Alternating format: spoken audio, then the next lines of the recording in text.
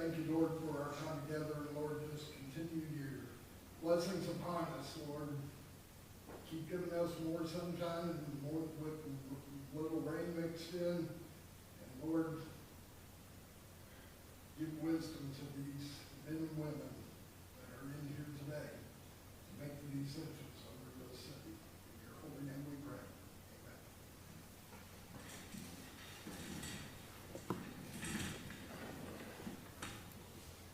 Roll call.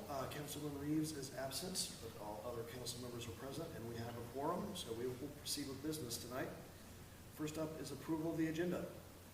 Does any council member have any modifications to the agenda as presented?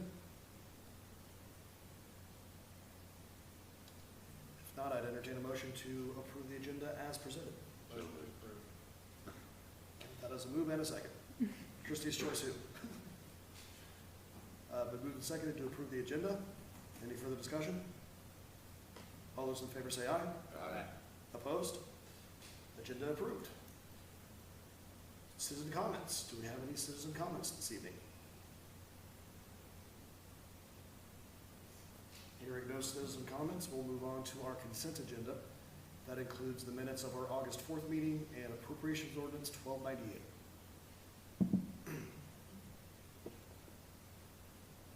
Move to approve. Second. It's been moved and seconded to approve the consent agenda as presented. Any further discussion?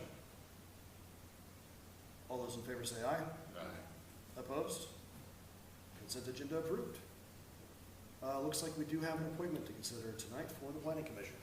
Sean Cannon's term expired on April 30th, and he is interested in being reappointed to the Planning Commission for another 2-year term that would end on April 30th, 2027. I move to reappoint Sean Cannon to the. Second. It's been moved and seconded to reappoint Sean Cannon to a 2-year term on the Planning Commission. Any further discussion on that? All those in favor say aye. Aye. Opposed? Appointment approved. And I will say we do have another vacancy on the Planning Commission. Pam Reeves was serving, and her term also expired at the same time, but she does not wish to be reappointed. We did put out on our Facebook page a couple weeks ago that if anybody was interested in serving to let us know. But if there's anybody in the community that you're visiting with that you think would like to be involved for the city, please let us know, because we do have another vacancy there. All right. Thank you, Stacy. Mm-hmm. All right, moving on to items of business. We've got 4 tonight. First up is Ordinance 1129, which would repeal Chapter 14, Article 5 of our code relating to special purpose vehicles. This is following this discussion at the last meeting about special purpose vehicles, and it was the direction of the council after the last meeting that you were interested in repealing that section of our code regarding special purpose vehicles and just following the standard traffic ordinance state statute regarding different types of vehicles. So this ordinance would make that action official. Council, discussion on the proposed ordinance. With the adoption of this ordinance, do we still go through with our registration process, our tags, or anything like that? Nope, that would all go away. I think to me, my question would be, why would we need registration at that point? Okay, If we're doing away with the other regulation? so if we adopt this ordinance, I can bring my tag back in from my golf cart and we'll prorate it out for the year and you'll give me some money back. That would be at the direction of the council, how you want to handle that. I'm just kidding. Moving forward, we won't be doing that anymore. How about January 1, we won't send you a new renewal letter? Okay. Okay.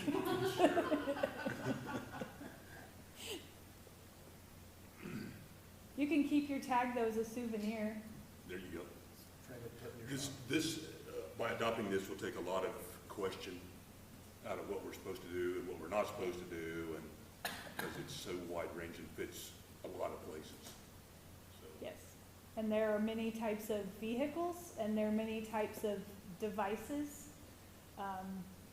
that are outlined in the STO. But yet it still doesn't say that they don't have to comply with the rules and regulations of the law or whatever that goes along, like vehicle ordinance and stuff like that. I mean, that doesn't mean now you can race your motorcycle down the street or Correct. whatever, or your golf cart if it's a fast one. Rules of the road still apply. Right. The police chief That's what- can that's what correct I me meant. if Yeah, I'm the wrong, rules of the but- road still apply. Yes.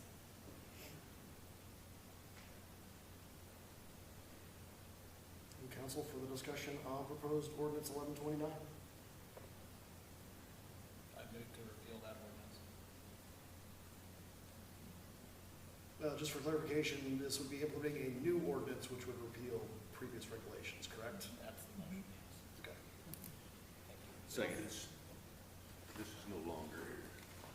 Move that. All right, so we have a move and a second to implement ordinance 1129, which would repeal chapter 14, article 5, regarding special purpose vehicles in our city code. Any further discussion? Ordinance is a roll call vote. Trummel, Yes. Kern, Yes. Charlton, Yes. Keaton. Yes. Ordinance passes 4-0. All right, simplified that, and on to another ordinance, this one 1130, and just updating our interconnection standards for our electric utility. Yes, KPP Energy and KMU, Kansas Municipal Utilities, have been working together to develop a distributed generation toolkit around interconnection to city utilities for producers that have their own solar or wind generation on their property. This toolkit aligns with the current state statute and provides templates for these standards, and then the ordinance to put it into effect. I've been working with Leslie from KPP to modify it to fit Greensburg, and our current ordinance was passed back in 2008, shortly after the tornado, when we started having these conversations and implementing some solar and wind projects here in the community. So ours really has not been looked at or touched. It has not been touched since then. So there have been state statute changes over the years, and especially in the last year. And so taking a look at that, grandfathering in any systems that already exist. There are a handful of solar producers here in the community, and those would be grandfathered in to where they are now with net metering. So it would be for any new systems to come before us from here forward. This would put in a specific line item in our fee schedule for project permits for wind and solar. Previously, those were permitted under an electrical permit for $48. The city here locally, we can set that permit rate. Leslie from KPP commented to me that she has seen anywhere from $50 to $500 in cities. So it really is a range set by the city. I've put in here a proposed $50 because that's just about where we've been at with the $48 for the electrical permit. So with this, if approved, we would add that as a line item on our fee schedule that specifically calls out solar and wind projects for that $50 permit. This is much more detailed than our current interconnection ordinance and outlines standards. If you look through all of the standards that are set forth there, a lot of it is about how the systems would tie in, and it's really to protect the city's infrastructure in how those systems are interconnected to our system, because we don't want to see any damage because of energy that's pushed back on us. So putting this forward for your consideration, basically it would update our current ordinance regarding this, which was ordinance 949. The big change, I would say, is that net billing would go away, net metering. Currently, every system that we have here in Greensburg is on net metering, so it's a 1-to-1 ratio. So if at any time they're producing more than they are using, they are credited back 1-to-1 at that 12.5 cents. This net billing would go away, net metering, and then it would be credited back to them at whatever our cost of purchase of that electricity was for that month. So system average cost.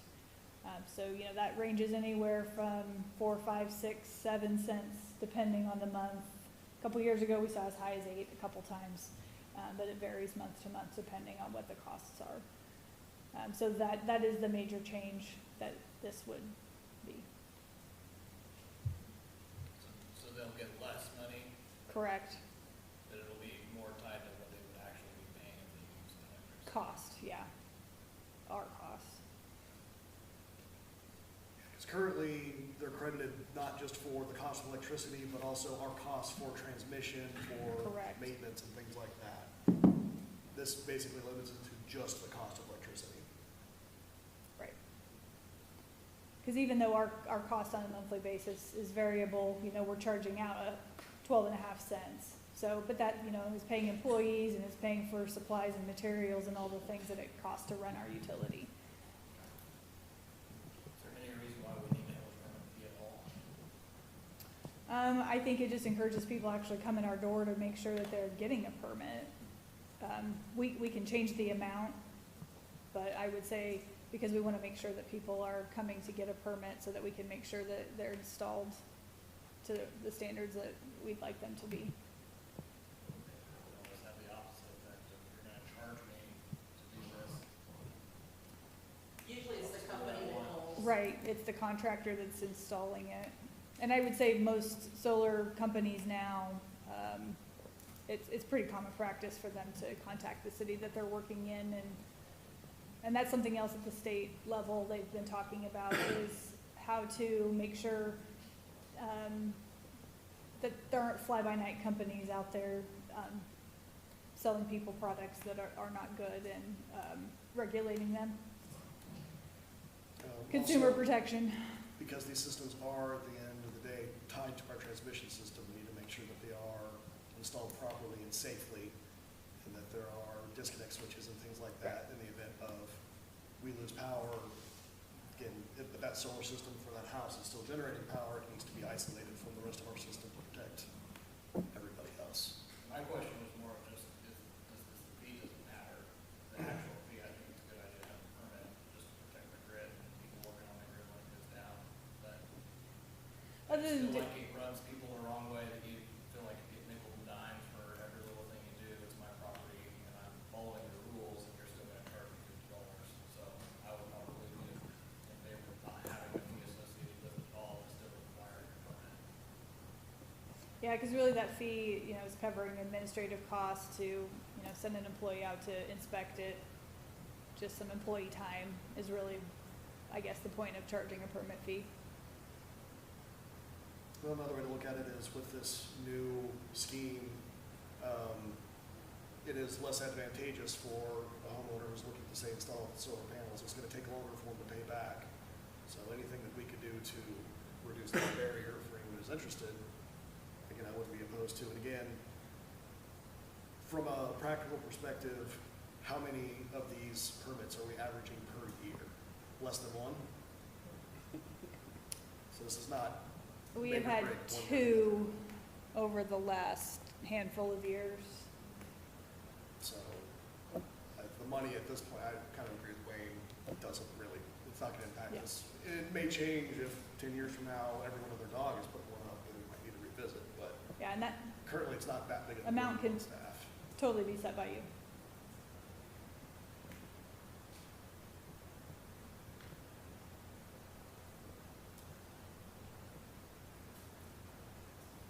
Council, further discussion on the proposed ordinance? Rest of council's thoughts on the processing fee, is that something we want to just do away with? Are we happy with the 50, which again is close to what it's historically been? Just kind of rounded to the nearest even number. I'd say stick with the $50 and make it more. Kind of indifferent, I don't know, I just expect that you have to pay a little something when you do a project like that, you know. Wouldn't deter me, I guess, from doing it. I guess for me, it's a fundamental thing of, we're charging, you have to pay a fee to put up a fence, build a shed, do this. I guess property rights, and, why we have to pay these fees that are really immaterial to the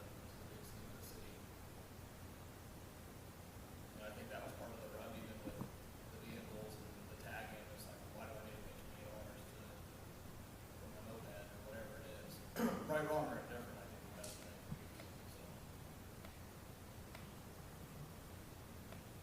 Now, at the end of the day, I think Either way, I don't care. this is like it's kind of a minor quibble, because if and when someone does install one of these systems, it's gonna be thousands and thousands of dollars they're investing, and a $50 fee is not gonna make or break that project, but $50 fee is not make or breaking the city to the.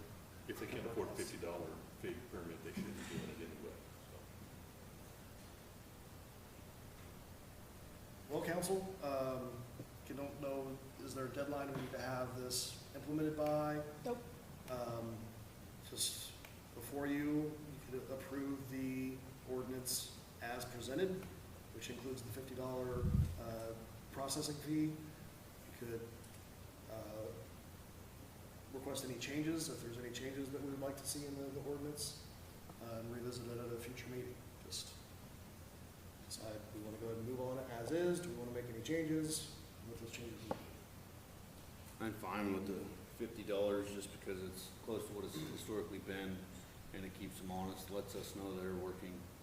And, you know, we will have a little bit of time in it, not this much, but it's kind of one of those things you kind of plan ahead, you know you're gonna have some administrative fees on a project. I mean, like Wayne said, it doesn't matter if it's a fence or a shed or a garage or whatever, you know that's there. Yeah, building permits, it's a thing. It's pretty standard in most cities to have Yeah. that I think type of expense. I would that say you just- 50 is low. Okay. Yeah. Originally penciled into the template I received was 250, and I said no. No. I would say if you're gonna look at like not having it, that's gonna open up a whole nother like can of worms for like, well, let's like break down every permit that the city throws out there and what's the cost associated. I mean, like, I feel like we'd have to look at. I think that'd be interesting to know anyway, how many dollars Yeah. would we generate in permit revenue anyway, and would we be, maybe have more compliance if people didn't feel like,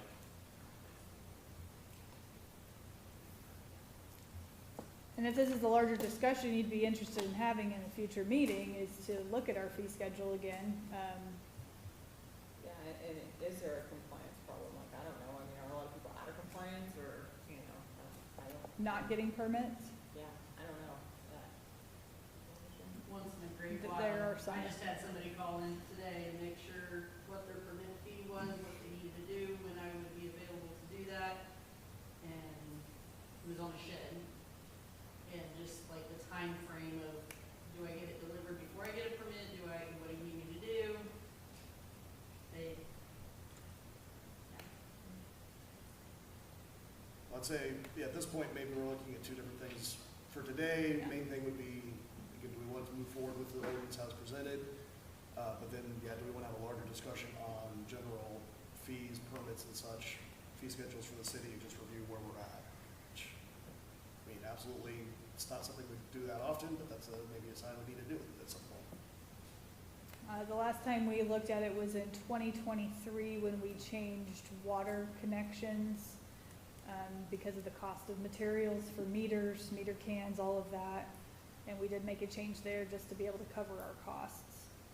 But I don't know that building permit fees have been reviewed and. they haven't Very- changed since probably 2008. Yeah.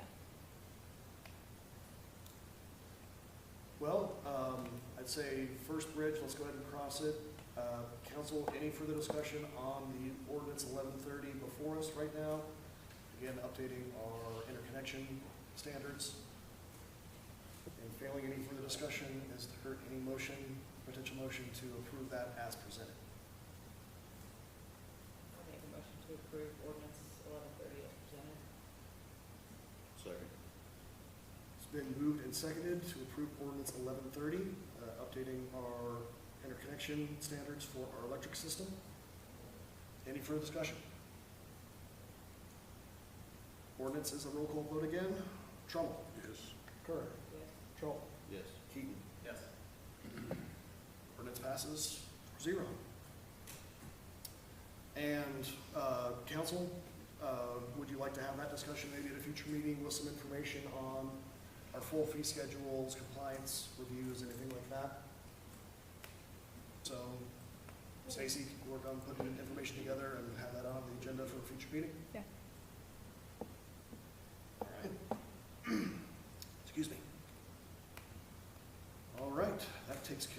item of business. On to item of business number 3 this evening, and that's consultant agreement with Lochner. That is included in your agenda packet for review. This is for the design work for the paving at the airport. This is with the Kansas Airport Improvement Grant that we received to fund this. Again, this is just for the design work for the paving, not for the actual construction. The total project cost is $225,000, and the grant funds are 85% at $191,250, and then the city portion is $33,750. Clayton has reviewed this consultant agreement and approved it for your consideration.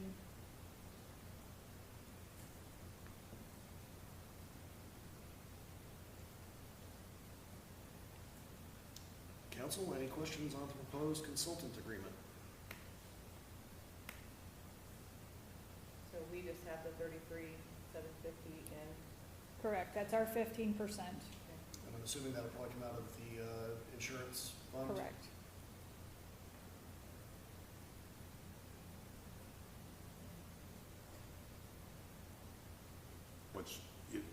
If we approve this there, then once they get done with the design, then we have something we can use to apply for a grant. Correct. We have the design work done. Correct. Okay. And I've already been on calls with Lochner a couple times in the last 2 weeks talking about that and the plan to apply for the next round of KEIP, having this design work done. And I would imagine it makes us way more favorable, Yes. showing that we've gotten one step out of the Yeah, way. just one more step. One step closer to the ultimate goal. And would this be our total expense with Lochner, say if we were awarded that grant? No. When it becomes time for the construction portion, that will be a new agreement With the bid process? And with all of that. Yes, this is just for this portion. wow. Okay. And you'll see in there, we have discussed adding a couple alternates in potentially. The grant we were awarded for just was for the airstrip itself, but we've added in turnarounds, the strip that runs to the airport or plane parking area, and paving part of that plane apron. So those are some alternates that you'll see in there too. Because we figured we're doing the design work, let's get it all designed right now. Well, and just I know the rule of thumb for usually engineering design services is roughly 10% of the total cost of a project. And, you know, this paving project's probably gonna be $3-4 million, so maybe more at this point. And that's something I haven't figured out, and you mentioned that at the last time on this sidewalk deal, when we had to approve the design fee. And you said it's based on the cost of the project. It's more a rule of thumb, because some projects are gonna be simpler than others. But it just says, the rule of thumb is usually it's 10% or less. I guess my question was, how do they know how to charge for the design of it when they don't even know What the design the extent is. of it Like, is? that's just You kind of know what I'm how saying? after the fact. Yeah. But they know like the large 20,000-foot view of, it's a runway of a certain length. You know, basic It's a speculation to start with. basic surveying and stuff's already done out there for the grass runway, so, you know, they're not going in totally blind, they kind of know what they're getting into. I'm just curious.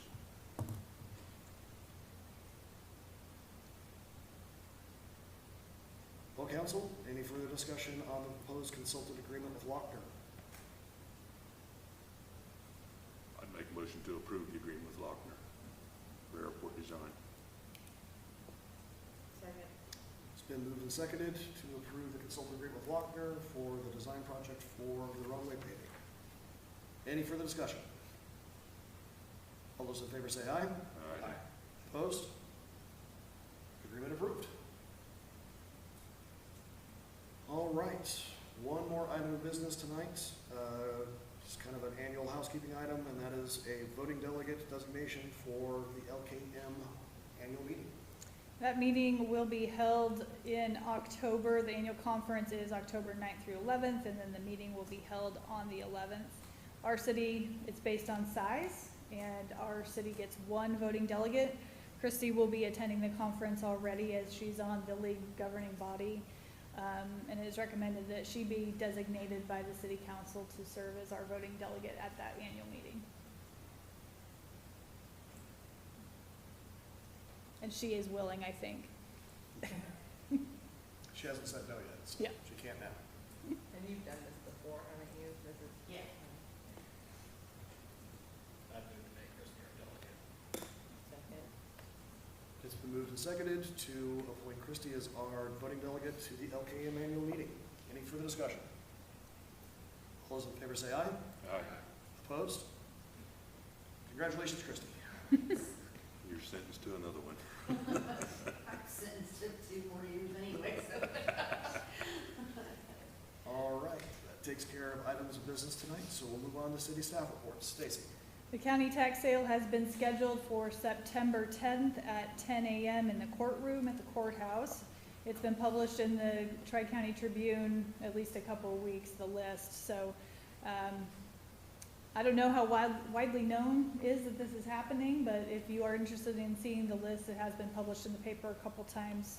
And I will have it on the next agenda for discussion. We had previously talked about if there was any appetite of the council to bid on any property should nobody be bidding on them. So we'll take a look at those properties that are on the list and see what you think at the next agenda or next council meeting. The moderate income housing grant agreement has been executed by the city and by KHRC, and I've been in contact with Hayes Management. They're starting to look at scheduling to start construction. We will have a kickoff meeting with KHRC before that happens. That's one last hurdle we have to cross, is to have a construction kickoff meeting with them before they can actually start work, but that will hopefully be happening here in the next couple weeks.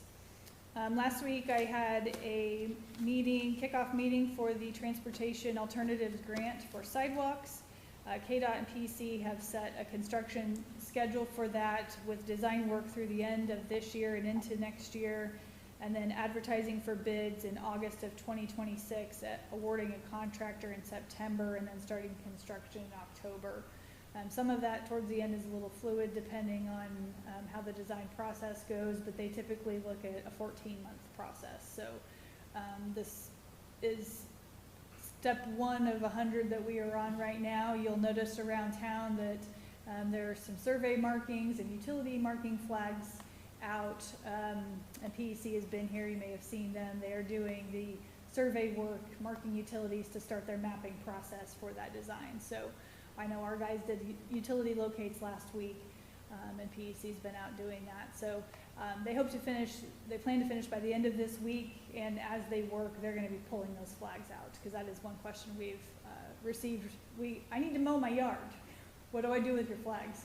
So they will be pulling those out as they finish their work. We had a new Public Works employee start today, and that brings our department to 9 employees. The swimming pool is moved to end of season hours and just being open on the weekends now, with the last day being Labor Day Monday, as usual. And then on the last day after we close, we'll do the annual Pooch Plunge Dog Swim that last hour from 7 to 8. So if anybody wants to bring the dog to swim, as long as they're registered with the city and have current vaccinations. Are they gonna be welcome to. neutered or spayed? Yeah. Yes, preferred. That's kind of discriminating, isn't it? They don't have to be here. I don't know that, I don't They remember, just have to be registered. they just have to be registered with the city and be current on their vaccinations. They do. I don't think, I'll have to make sure. Well, on the, yeah, it said. Does it say spayed or neutered on it? Okay. Sorry. I missed that part. Okay. The vet's here on Thursdays. Just let me have a key for some evening on my own. That's all I've got. Questions for Stacy? What, I asked this one other time, and my memory slips me, on this sidewalk project, like you said, you had somebody that wanted to mow their yard, but had flags. What if they have a sprinkler system or something like that? How is that gonna work? we will work with them, and pretty much anything that needs to be relocated, replaced will be part of that project. I definitely want to make sure things get put back better than it Right. was. I didn't And know whether so- that was up to the property owner. No, it's gonna No. fall within our project. So there are gonna be some of those issues I know that are out there with sprinkler systems. There's gonna be some water meter cans and lines that we're gonna have to take a look at, I know in a couple places at least. And it will all be part of this design process with the engineering too, of where the right-of-way is and how do we work around some of those things. I know over by the hospital, part of it is through that drainage area. I seen them over there this morning. So how do we work through that, to connect that across? So those are all questions to be answered throughout this design and engineering process. Okay. And I've seen some flags in some yards that had sprinkler systems, Yes. and I was just Yeah, those are things that we curious definitely about that. want to make sure that if something is disrupted, it's put back.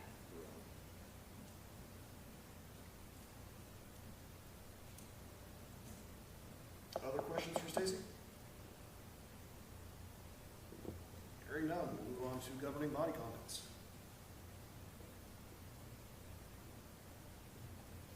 Hearing no governing body comments tonight, that brings us to the end of our agenda, so we will adjourn the meeting. Thanks for your time, everybody.